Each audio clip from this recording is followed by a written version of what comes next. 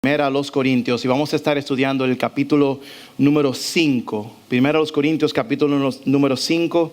Si tienen sus Biblias, pueden acompañarnos allá junto con un servidor aquí para que estemos juntos compartiendo estos pasajes de las Escrituras.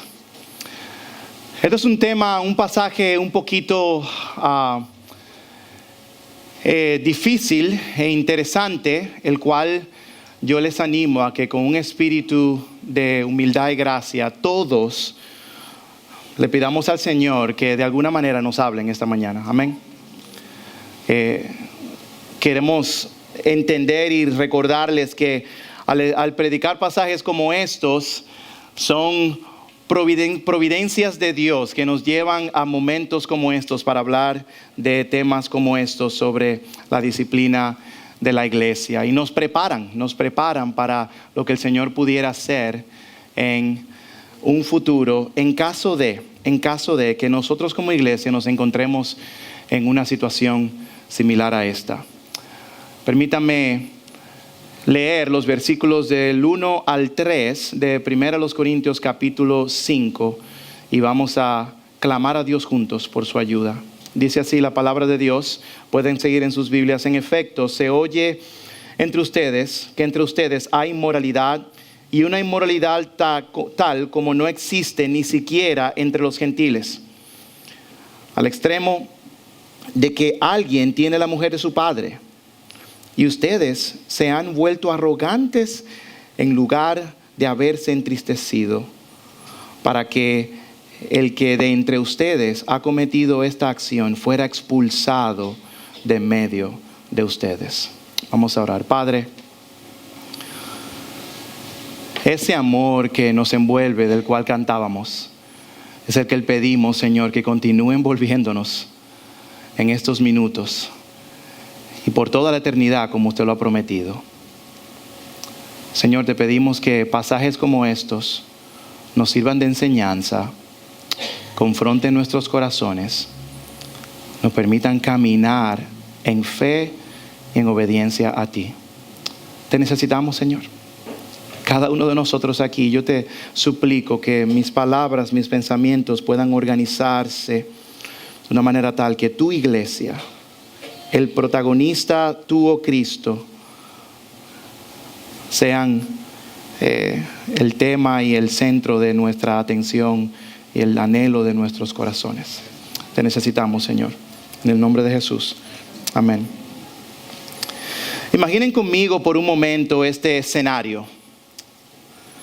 Un doctor se encuentra en su oficina hablando con uno de sus pacientes, quien ha venido a ser uno de sus mejores amigos a través de los años.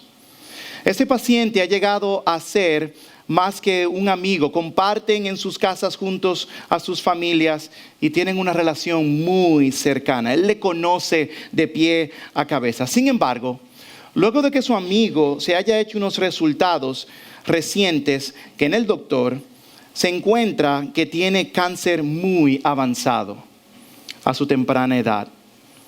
Emocionalmente afectado, el doctor sabe que esta información desanimará profundamente a su amigo, que lo conoce muy bien.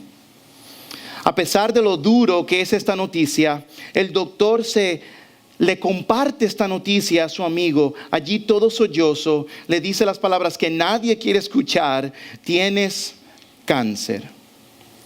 El paciente, sorprendido, dice: ¿qué? Pero me siento bien, no tengo dolores ni síntomas. El doctor le explica que aunque aparentemente se sienta bien físicamente, internamente su cuerpo está luchando con células cancerígenas. Y tenemos que tratarlo, dice el doctor, de inmediato. Cirugía, quimioterapia, insiste el doctor. Si queremos evitar que se propague en todo el cuerpo, debemos lidiar con él de manera inmediata. El proceso será difícil, dice el doctor, y largo, pero es por el bien tuyo y por el de tu familia.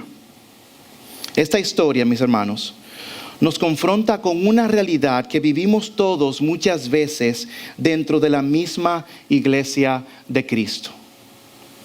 Así como ese doctor tenía temor de comunicar esta verdad o de confrontar una gran realidad y una gran dificultad en la vida de su amigo, la iglesia de Cristo nos vamos a encontrar en momentos donde el pecado comenzará a acercarse a nosotros de manera sutil, y al darnos cuenta, en vez de resistir, lidiar y enfrentar el pecado, debemos que hacer como ese doctor en amor, llamar la atención y dar los pasos necesarios para que dicho pecado no contamine a todo el cuerpo. Y mis hermanos, esto es exactamente lo que estaba sucediendo en la iglesia de los primeros Corintios. El pecado comenzó ya en los capítulos del 1 al 4, comenzó a atacar al pueblo, a la iglesia de Cristo, con esta altanería, con este señorío, poniéndose unos por encima de otros y diciendo: yo soy de Apolos, yo soy de Pablo, yo soy de Cefas. Otros decían: yo soy de Cristo. Tenían ciertos grupos y secciones dentro de la iglesia y se enorgullecían de este tipo de conocimiento, de este tipo de personas a los cuales ellos seguían. Y llegamos al capítulo 5 y Pablo entonces, de manera muy directa, muy precisa, muy clara, les confronta a ellos por un pecado de inmoralidad no tratado abiertamente dentro de la iglesia.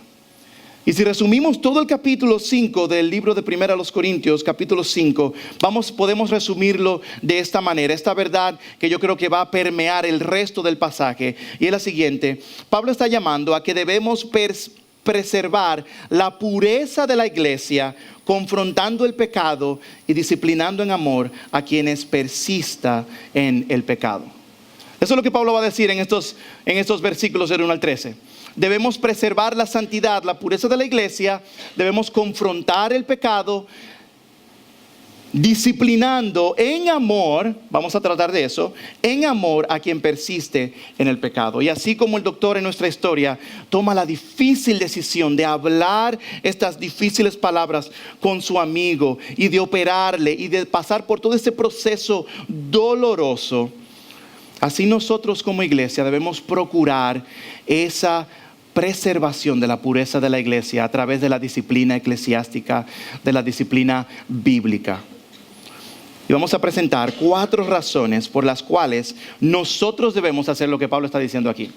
4 razones que nos van a llevar a entender el por qué. ¿Por qué, pastor? Si tú nos visitas aquí en esta mañana y tú no eres creyente, tú no conoces al Señor o estás regresando a la iglesia luego de un tiempo de haberte apartado de la iglesia, pasajes como estos tienden a ser difíciles de escuchar, tienden a ser resistidos por nuestros corazones, y es muy, muy entendible. Desde el momento que quizás dije las palabras disciplina, o desde el momento que hice el preámbulo antes del sermón y entendimos el contexto de lo que vamos a hablar hoy, nuestros corazones comienzan a sacar sus armas de defensa en contra de la palabra disciplina. Disciplina. No me gusta esa palabra, ¿verdad que no? Y lo entiendo perfectamente. Entendemos que la disciplina es un tema difícil de digerir, pero un tema necesario para preservar la pureza y el cuidado de la iglesia de Cristo. Es interesante que en Mateo 18 el Señor mismo, el Señor Jesús, nos da un proceso para esta disciplina del hermano que cae en pecado. No lo vamos a leer todo absolutamente, pero vamos a leer los primeros versículos. Cristo dice: si tu hermano peca, ve y repréndelo a solas. Si te escucha, has ganado a tu hermano. Y eso es importante porque el Señor Jesús está diciendo, el objetivo es ganar al hermano. Y Él continúa diciendo: pero si no te escucha, lleva contigo a 1 o 2 más, para que toda palabra sea confirmada de boca de 2 o 3. En otras palabras, trae a otros hermanos que animen a ese hermano a arrepentirse de sus pecados. Y si se rehúsa a escucharlos, dilo a la iglesia. Es un proceso en el cual Dios está buscando, queriendo transformar el corazón de aquel individuo que no se quiere arrepentir de sus pecados. Esta acción de la disciplina, de perseguirlo en amor, es un acto de misericordia de parte de Cristo, enseñándonos a nosotros cómo lidiar con el pecado dentro de la iglesia, y como lo veremos de igual manera en la vida del apóstol Pablo en Corintios capítulo 5. Y luego al final, que se trae a la iglesia, dice el Señor: bueno, entonces dalo por gentil y publicano, esa persona realmente no está dando fruto de un arrepentimiento genuino. Y es interesante que cuando pensamos en la palabra disciplina, mis hermanos, basado en este pasaje, entendemos dos cosas que son importantes para aliviar nuestros corazones y para entender el contexto de la palabra disciplina. La disciplina, la palabra disciplina que vamos a estudiar esta mañana, en su original tiene dos connotaciones: instrucción y corrección. Instrucción y corrección. Eso quiere decir que la disciplina en ocasiones es instructiva y en otras ocasiones es correctiva o punitiva, como dicen algunos. Todos nosotros estamos continuamente disciplinando a nuestros hijos más de lo que pensamos. Josué, no le ponga la mano al fuego. Eso es una disciplina instructiva. Estoy instruyendo. Pero si Josué desobedece, entonces la disciplina es ¿qué? Es correctiva, es punitiva. Necesita un castigo porque desobedeció a papi y a mami en ese entonces. El Amed, cuando te para por primera vez, está ejerciendo una una corrección instructiva, una disciplina, instructiva. Hey, no te puedes robar ese pedazo de allí, de esa calle. Pero cuando te da el ticket, entonces está haciendo una disciplina correctiva, te está castigando por lo que hiciste en ese momento. Ahora bien, todos sabemos que la disciplina no es algo placentero. Hebreos 12:11 dice, al presente ninguna disciplina parece ser causa de gozo, sino de tristeza. Nadie le gusta pasar por disciplina. Nadie aquí dice, disciplínenme, yo quiero ser disciplinado. Absolutamente nadie. Sin embargo, a los que han sido ejercitados, dice Hebreos, por medio de ella, después da fruto apacible de justicia. Al final es como un ungüento, es como una gracia que Dios da a aquellos que han sido disciplinados. Y venimos de contextos diferentes todos aquí nosotros, donde la disciplina mayor siempre fue, aún dentro de la iglesia, la disciplina punitiva, la disciplina correctiva. Donde todos nosotros sentíamos el peso y la carga de que cuando pecamos, en vez de levantarnos, luego de llamarnos a fe y arrepentimiento, nos sentimos muchos de nosotros aplastados, nos sentimos muchos de nosotros sacados incluso del círculo de amistad y de relaciones de la iglesia, aún nosotros habiéndonos arrepentido. Y venimos de contextos o legalistas con la disciplina, o de contextos muy liberales con la disciplina. El contexto legalista con la disciplina está continuamente atacando y atropellando a todo aquel que peca. Esos son los policías espirituales dentro de la iglesia, que se transfiere al liderazgo de la iglesia y continuamente están apuntando, llamando a la fe y al arrepentimiento. No le dan tiempo a que la persona madure con el tiempo y continuamente están presionando y atacando a aquel hermano o hermana, aun cuando se había arrepentido. Pero también tenemos la disciplina libertina o liberal, donde muchos de nosotros pudiéramos caer en el nombre de la palabra gracia. Tenemos que darle gracia a ese hermano. Tenemos que ser pacientes con ese hermano. Ciertamente existe un lugar para ser paciente y para dar gracia en medio de una situación de pecado abierto, pero podemos caer en la trampa de que si no hablamos la verdad y confrontamos el pecado en el nombre de la gracia, entonces ese hermano puede llegar a su destrucción y su castigo será mayor, porque será el castigo de Dios mismo sobre él. Hasta incluso pudiera revelar que realmente no fue cristiano y pudiera terminar en una condenación eterna. ¿Cuál es el balance que queremos tener en Ciudad de Gracia? Por la gracia de Dios, con la ayuda de Dios, queremos tener una iglesia en el medio, donde no libertinamente lidiamos con el pecado, donde no obstinadamente castigamos a todo el mundo por causa del pecado, sino que en el medio, con gracia y hablando la verdad en amor, animamos a la iglesia, los hermanos, ven a la fe y al arrepentimiento, vuelve a Cristo. Y lo hacemos regularmente, continuamente. Lo hacemos en amor, con gracia. El propósito es la restauración del hermano. Teniendo esa premisa allí ya preparada de antemano para nuestros corazones, para que tengamos el contexto de 1 Corintios 5. Veamos ahora 4 razones por las cuales tú y yo debemos abrazar la disciplina bíblica de la iglesia. 4 razones que Pablo nos va a presentar, el por qué la iglesia debe ejercer la disciplina bíblica. Primera razón, la disciplina bíblica refleja la santidad de Dios. La disciplina bíblica refleja la santidad de Dios. Miren conmigo el versículo 1. En efecto, se oye que entre ustedes hay inmoralidad, y una inmoralidad tal como no existe ni siquiera entre los gentiles, al extremo de que alguien tiene a la mujer de su padre. Mis hermanos, lo que está sucediendo aquí es algo horrendo. Es algo horrible. Al parecer, esta persona, este hombre, era creyente y estaba teniendo relaciones íntimas con su madrastra.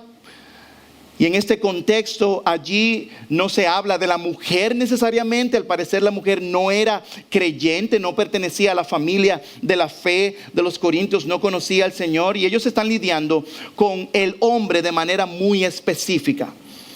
Y al igual que el tratamiento busca erradicar el cáncer del cuerpo para restaurar la salud para restaurar la salud del enfermo, enfrentar el pecado nos ayudará a reflejar la santidad de Dios, a reflejar con nuestras vidas al Dios Santo a quien nosotros adoramos y servimos.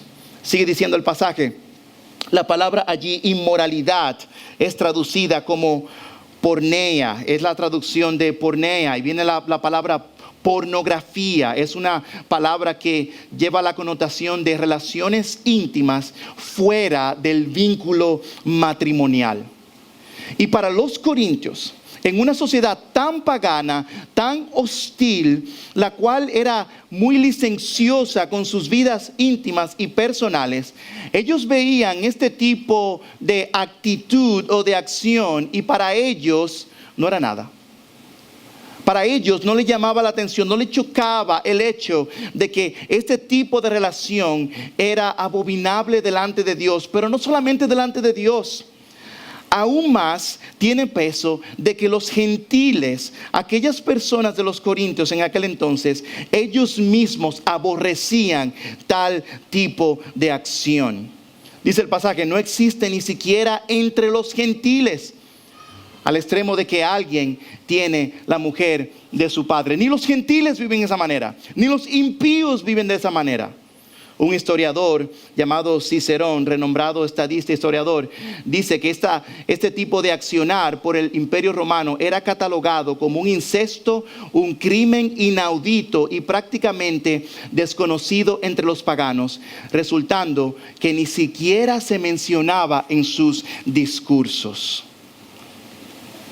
La condena de este tipo de actividad era clara en el libro de Deuteronomio, capítulo 22, versículo 30, 27, versículo 20, y Levíticos, capítulo 18, versículo 8, donde Dios castigaba este tipo de accionar.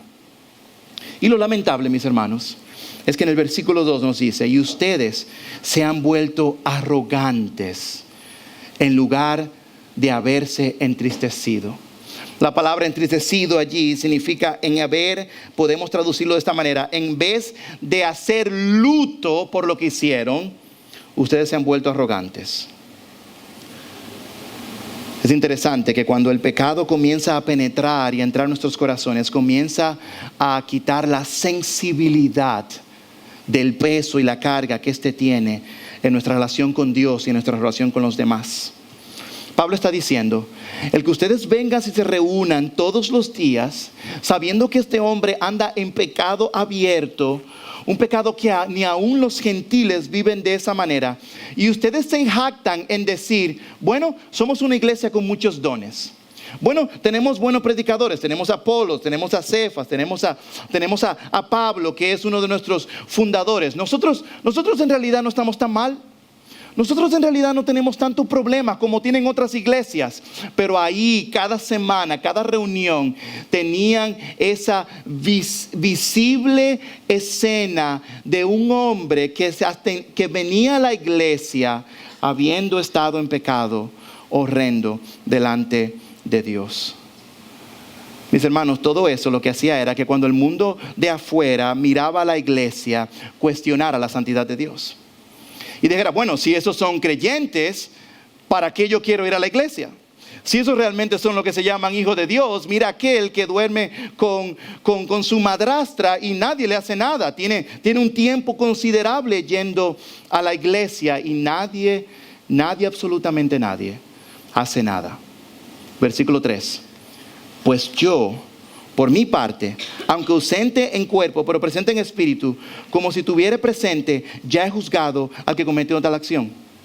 Y Pablo está diciendo, yo, aunque no estoy allá con ustedes, yo en mi espíritu les doy la autoridad a que este hombre sea expulsado de medio de ustedes, a que ustedes lidien con el pecado de manera radical, a que ustedes lo miren y lo llamen al arrepentimiento continuo por causa de su pecado, porque no está reflejando la gracia y el perdón de Cristo, la santidad de Cristo al mundo.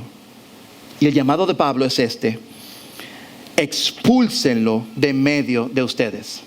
Así como el doctor tiene que entrar y abrir y hacer cirugía intensa y dar puntos y extraer el cáncer del cuerpo de ese amigo suyo, así la iglesia debe hacer esa cirugía espiritual de penetrar y llegar allí al corazón de nosotros, de aquellos que están abiertamente viviendo en pecado, y llamarles al arrepentimiento y lidiar con ello de manera continua.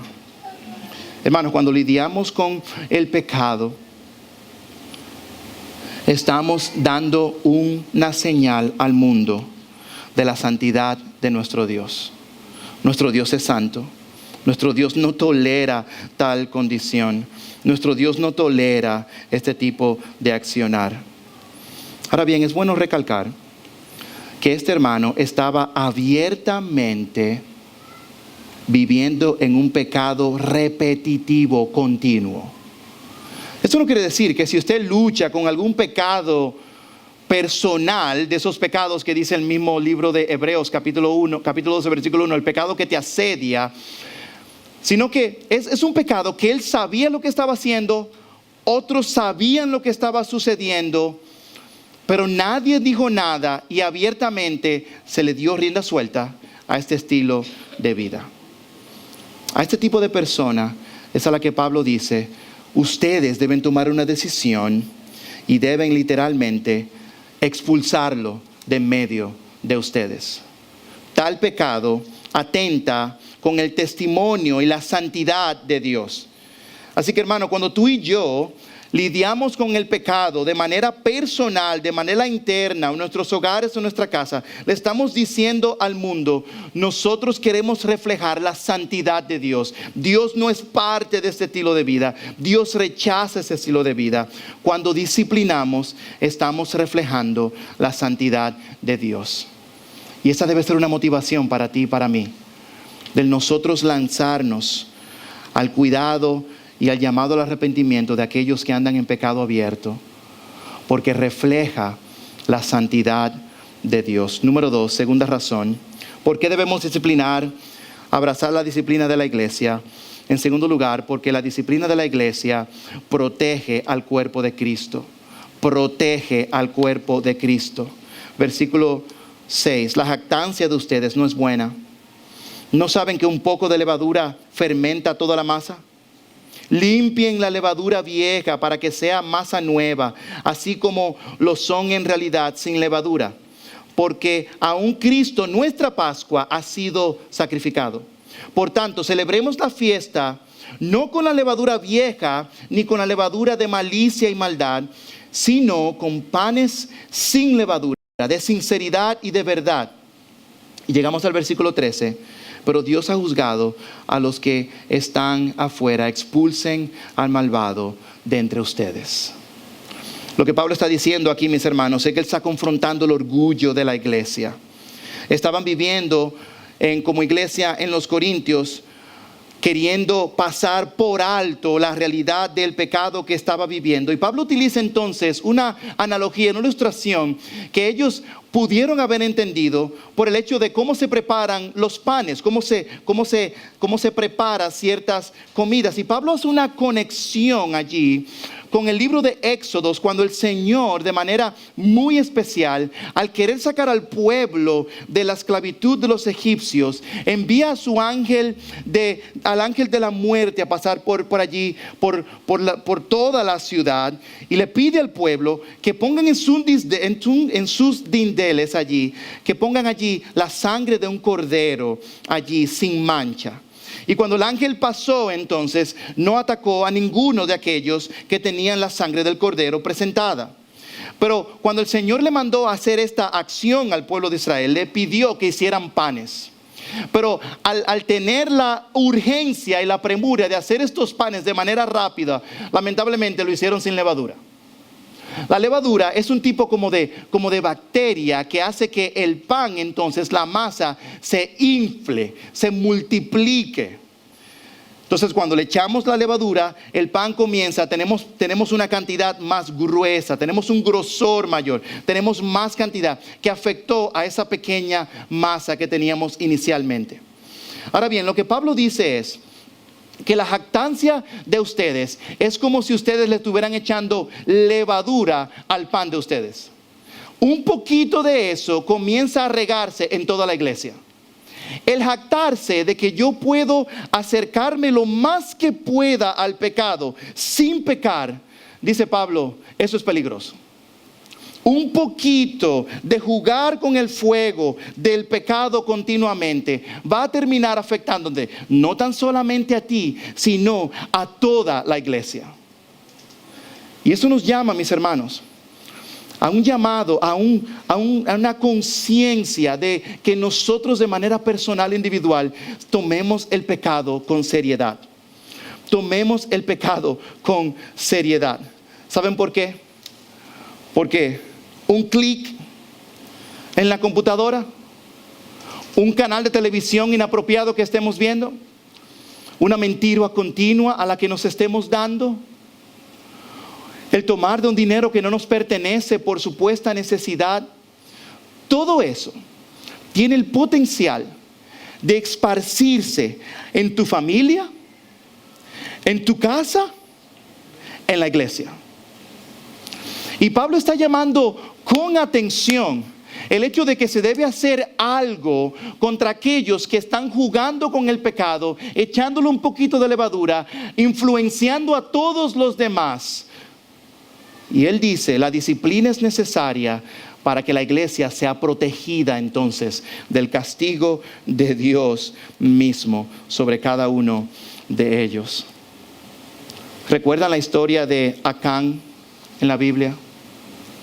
Luego de una de las más grandes victorias del pueblo de Israel en Josué capítulo 7, el Señor le dice al pueblo: cuando ustedes vayan allí y destruyan a toda esta nación, no tomen nada para ustedes.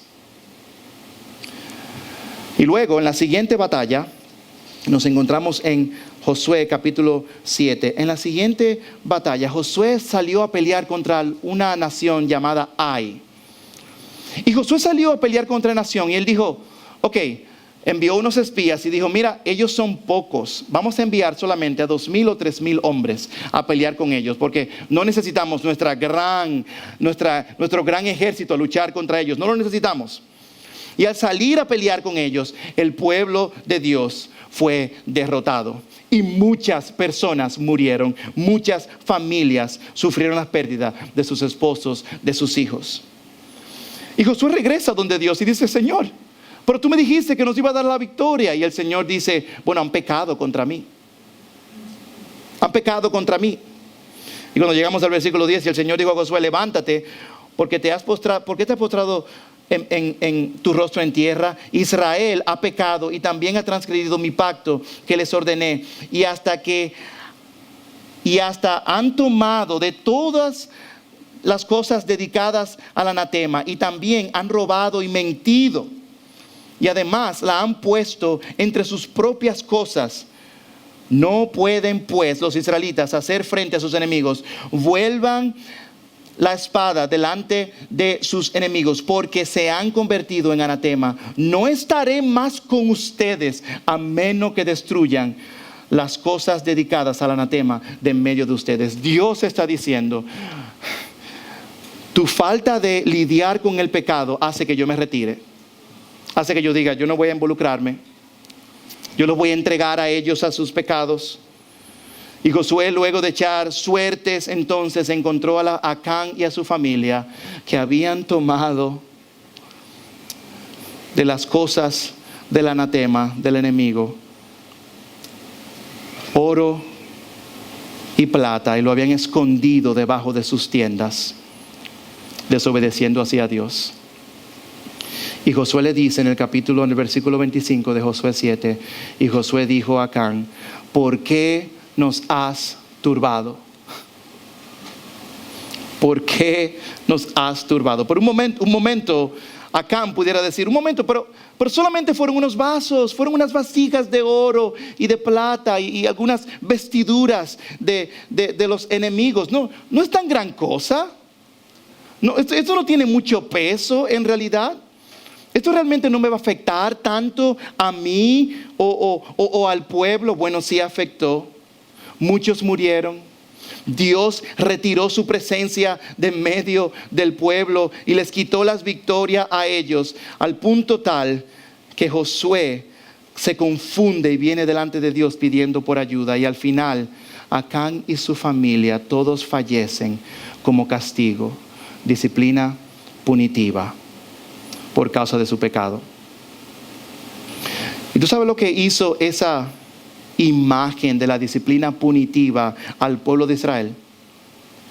Cuando los israelitas vieron el castigo que venía por causa del pecado, por causa de algo supuestamente tan insignificativo como el tomar de esas cosas, ellos entonces aprendieron y se apartaron también de su pecado. Lo que Dios estaba haciendo era una demostración, una ilustración. Esto es lo que sucede cuando el pueblo de Dios peca. Y sirve como protección para que todo aquel que esté mirando no quiera pasar por lo mismo. Tenga un celo por la santidad de Dios.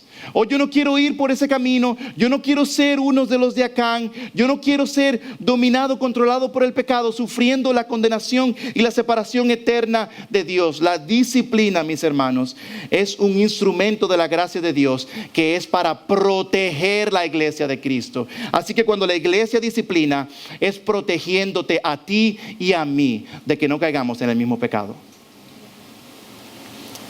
¿A quién le ha pasado que cuando disciplina a sus hijos, los que tienen más de uno,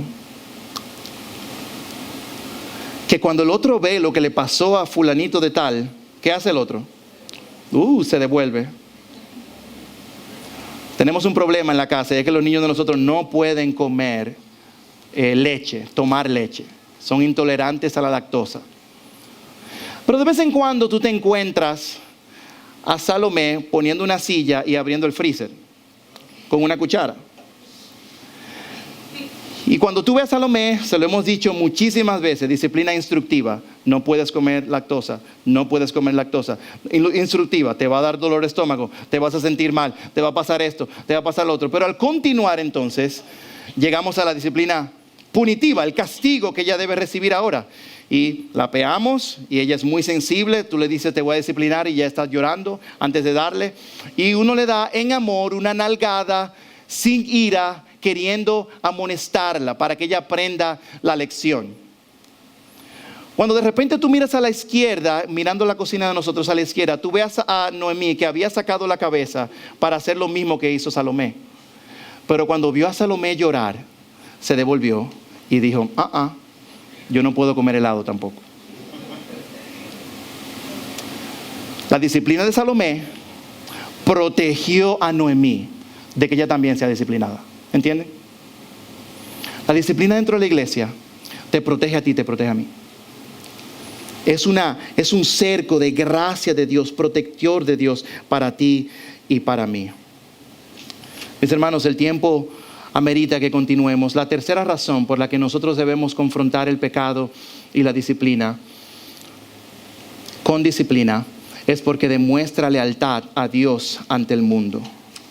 Cuando disciplinamos, estamos demostrando lealtad a nuestro Dios ante el mundo. Mis hermanos, el mundo está mirando. El mundo está allí alerta mirando lo que la iglesia va a hacer. ¿Quién tiene compañeros de trabajo que cada vez que tú haces algo o ponen una música o salen a un tiempo social, te están mirando a ver qué va a hacer fulano de tal? Porque él dice que es cristiano, ¿verdad que sí? El mundo está mirando. Y Pablo está diciendo entonces, escribí en mi carta, les escribí que no anduvieran en compañía de personas inmorales. Al parecer, una de las cartas que se extraviaron, que no llegaron a los Corintios, Pablo había hablado sobre el mismo tema, llamándole a que no se entremezclaran con los inmorales. Pero él explica qué significa eso. No me refería a la gente inmoral de este mundo, o a los codiciosos y estafadores, o a los idólatras, porque entonces tendrían ustedes que salirse del mundo. Pablo dice, no se junten con los inmorales. Pero no quiero decir que no se junten con compañeros de trabajo, con amigos que no conocen a Dios. ¿Por qué? Porque realmente ellos no son creyentes. Ellos van a vivir de esa manera. Pero miren lo que dice el versículo 11. Sino que en efecto le escribí que no anduvieran en compañía de ninguno que llamándose hermano es una persona inmoral o avaro o idólatra o difamador o borracho o estafador. Con esta persona ni siquiera coman. Y lo que Pablo está diciendo es que el testimonio de la iglesia hacia el mundo es comprometido cuando no lidiamos con el pecado de la manera correcta. Y le demostramos lealtad al mundo cuando miramos el pecado de la cara y los confrontamos, y el mundo sabe que la iglesia de Cristo toma con seriedad el pecado como ofensa delante de Dios y como ofensa a la iglesia de Cristo. Mis hermanos, yo quiero decir algo muy importante aquí sobre el versículo 11. Que el Señor nos libre y guarde nuestros corazones. Que no seamos presa fácil del versículo 11. Algunos que llamándose hermanos viven no como hijos de Dios. Y mira, no te confundas, no nos confundamos. El ser hijo de Dios no es el venir a la iglesia o dar la ofrenda, o que yo hice una oración hace un tiempo. Gloria a Dios por esas manifestaciones de la gracia de Dios que se ven en ese momento. Pero escucha bien, si con tu boca tú profesas ser un seguidor de Cristo, pero tu vida no lo presenta, ¿sabes qué? Yo te animo a que tú evalúes tu corazón y vengas en fe y en arrepentimiento a Dios. Porque realmente no lo eres. Hermanos, predicamos más con nuestras vidas lo que realmente somos que lo que predicamos con nuestros labios. Tú y yo predicamos más con nuestras vidas, quién realmente yo soy, que lo que predicamos con nuestros labios. Y es lamentable el ver que dentro del auge y apuje que existe en el mundo de hoy, donde ciertamente hay un mundo conservador que está creciendo, que está subiendo, está defendiendo principios y éticas cristianas a través de todo el mundo, y vemos presidentes de diferentes países haciéndolos. Muchas personas comienzan a llamarse cristianos. Pero mis hermanos, desde que salimos de aquí, de la iglesia, el contenido de mi celular, la vida en la cual estoy viviendo, mis palabras, mis acciones, mi mente, están todas ahogadas en un mundo perdido, el cual no abraza realmente a Cristo. ¿Y sabes qué? Cuando tú eres fiel, abrazando la disciplina de la iglesia, la disciplina en tu hogar, en tu casa, tú le estás mostrando al mundo que tú eres leal al Dios que tú dices, sirves y sigues. Demostramos lealtad al mundo al vivir de esta manera. Y por último, antes de pasar a la Santa Cena y preparar nuestros corazones, la cuarta razón por la que confrontamos el pecado y disciplinamos en amor es porque la disciplina promueve la restauración del pecador. La disciplina promueve la restauración del pecador. ¿Recuerdan las palabras de Cristo? Si tu hermano se arrepiente, has ganado a tu hermano. Has ganado a tu hermano. Pero vemos en el versículo 5 algo muy interesante. Pablo dice, deben echarlo de entre ustedes entreguen a ese tal a Satanás para la destrucción de su carne, a fin de que su espíritu sea salvo en el día del Señor Jesús. Y ese es el gran pasaje que muchos han interpretado de diferentes maneras. Y yo creo que dentro de la sabiduría que Dios le ha dado a otros hombres de Dios y viendo el contexto del texto, el pasaje no está diciendo que tú estás agarrando a ese hombre y le estás tocando la puerta a Satanás y le estás diciendo: Satanás, míralo aquí, este es tuyo. Eso no es lo que está diciendo el pasaje. Lo que el pasaje está diciendo es que le está condenando al pecador a ser entregado al príncipe de las tinieblas, al príncipe de este mundo. Pero para que sea destruida su carne, en otras palabras, para que sus acciones y su naturaleza pecaminosa entonces sean reveladas aún más. Para que entonces su corazón pecaminoso sea entonces revelado, un punto tal que él entienda su necesidad de un Salvador. Y dice, y al entregar al pecador a Satanás, Pablo está buscando quebrantar su voluntad y hacerlo sensible al arrepentimiento. En Romanos el Señor dice que él los entregó al deseo de sus corazones. Hermanos, el entregarle allí a Satanás, lo que Pablo está diciendo es: dejen que él viva como él quiera.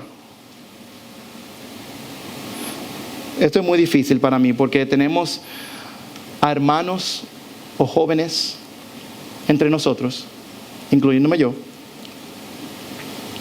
que han vivido etapas de sus vidas de rebeldía contra sus padres en sus hogares. ¿Verdad que sí? Y lo que los padres muchas veces se le hace difícil entender, y que Dios me libre, si llega allí, Señor me va a dar gracia, es que comenzamos a proteger a nuestros hijos. ¿Te ha pasado? No, pero es que él no es tan malo así, pero sí, él es pecador.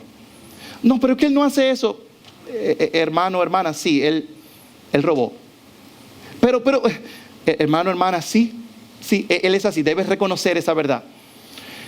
Y lo que hacen nuestros padres es que hacemos un círculo protector, una burbuja protectora sobre nuestros hijos, y lo preservamos. Utilizando esta ilustración, lo que debemos hacer es: ¿tú quieres vivir de esa manera, hijo o hija? Yo te amo, pero aquí en esta casa no va a ser así. Yo te entrego a tu vida licenciosa. Tú quieres llegar a las 3 de la mañana, llega a las 3 de la mañana. Tú quieres tomar alcohol, ve, toma alcohol. Tú quieres experimentar las drogas, experimenta las drogas. Experimenta absolutamente todo eso. Pero cuando tú haces eso, en tu corazón el Padre está diciendo: oh Señor, utiliza algo para que ese niño vuelva a casa. Y eso me pasa con mi hermana. Utiliza algo. Sí, ella está viviendo de esa manera, pero utiliza algo en medio de ese mundo de pecado. Torna esa injusticia y esa maldad. Abre sus ojos y sus corazones para que vuelva a Cristo una vez más. Pablo está diciendo: entréguenlo así, para ver si Dios hace algo. Y el Señor hizo algo. ¿Saben qué, mis hermanos? Se dice, los historiadores, que muy probablemente se menciona de la restauración de este hermano pecador. Yo no lo podía creer. En 2 Corintios capítulo 2 versículos 4 y 8. Yo sé que tenemos Santa Cena, aguanten ahí, un pasaje largo. Yo no soy manga larga, pero hoy voy a hacer manga larga. Voy a unirme a mis pastores. Dice el pasaje: pues por la mucha aflicción y angustia de corazón les escribí con muchas lágrimas, no para entristecerlos, sino para que conozcan el amor que tengo especialmente por ustedes. Pero si alguien ha causado tristeza, no me la ha causado a mí, sino hasta cierto punto, para no exagerar, a todos ustedes. Es suficiente para tal persona este castigo que les fue impuesto por la mayoría. ¿Qué castigo? Muchos dicen, entre ellos hombres de fe, estudiosos de la Biblia, que Pablo está haciendo referencia a 1 Corintios capítulo 5. Hay una conexión allí, que el contenido de Segundo de Corintios allí está haciendo como un recuento de lo que pasó en Primera de Corintios capítulo 5. Y miren lo que dice: es suficiente para tal persona este castigo, que ya lo castigaron a él por su pecado, que le fue impuesto por la mayoría. Así que, por el contrario, ustedes más bien deberían perdonarlo y consolarlo. No sea que en alguna manera éste sea abrumado por tanta tristeza. Y ese es el problema con algunas maneras de manejar mal la disciplina, que traemos más tristeza sobre el corazón cuando la persona ya se ha arrepentido. Por lo cual les ruego que reafirmen su amor hacia Él. Mis hermanos, la disciplina, aunque difícil, aunque dolorosa, aunque tediosa, aunque requiera valentía el que confrontemos el pecado, promueve la restauración de esa persona. Y si tú conoces a alguien que está abiertamente viviendo apartado de Dios y dice ser cristiano, yo te animo que con valentía tú lo mires a los ojos, lo abraces y le llames a que se arrepienta de su pecado y que vuelva a Cristo. Y si hay alguna persona aquí que dice: yo no soy cristiano, yo no conozco a Cristo, pero yo quiero ser parte de una familia que cuando me ve haciendo algo mal, que en amor y con gracia me llame a hacer lo correcto. ¿Tú sabes cómo tú puedes hacer eso? Viniendo a la familia de Cristo. Y no vienes asistiendo, no vienes ofrendando, no vienes participando. ¿Tú sabes cómo tú vienes a Él? Reconociendo tu pecado delante de Dios como ofensa grave, y Cristo como tu único y suficiente Salvador. Y recibirás el cerco divino y espiritual de Dios mismo, guardándote y cuidándote. Padre, te necesitamos.